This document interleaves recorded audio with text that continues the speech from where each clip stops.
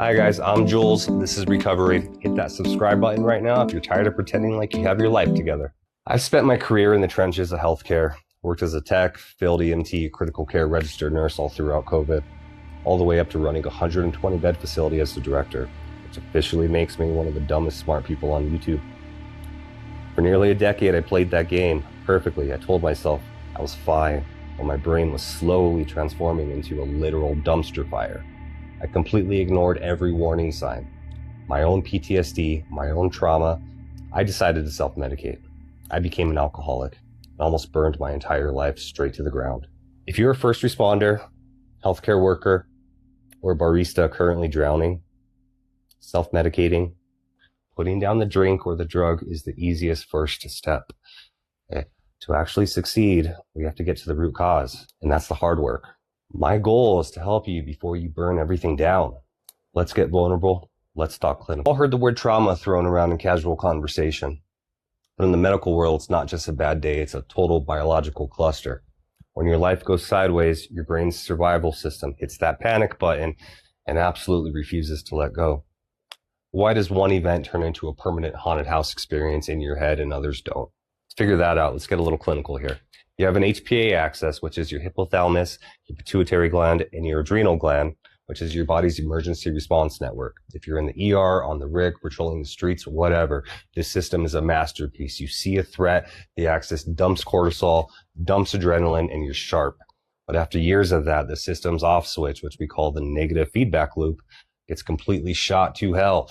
It starts with the amygdala, your brain's smoke alarm. Usually it's helpful, but in trauma, it gets stuck in that on position, screaming even when there's no fire. Then we got the hippocampus. Its only job is to file memories away in the past cabinet so you can move on. But thanks to the massive dump of chronic stress hormones, i.e. cortisol and adrenaline, it malfunctions. It stops being a librarian and starts replaying old memories like a cursed highlight reel that never ends. Usually, your prefrontal cortex would step in like a weary parent, sighing, "Oh, okay, calm down, we're fine." But in high acuity trauma, the connection is essentially offline.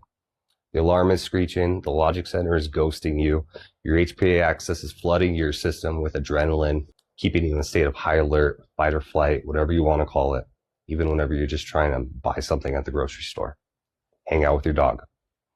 You aren't just stressed, your biologically is physically overcalibrated to a world of carnage that you aren't currently in. You are physically stuck in the on position because your brain never receives the all clear signal. It's a massive failure. Your brain is essentially learning that it's always in danger, and it's reinforcing that feedback loop every single day. It's not a lack of willpower, it's a biological adaptation. You're not broken, you're just running the wrong firmware. But the good news is this is treatable. You can actually fix this. And that's exactly what we're digging into here on RecoveriN. If you appreciate the deep dive into why our brains decide to be such absolute drama queens, hit that subscribe button. Let's keep moving forward. See you on the next one. Thanks for watching, guys.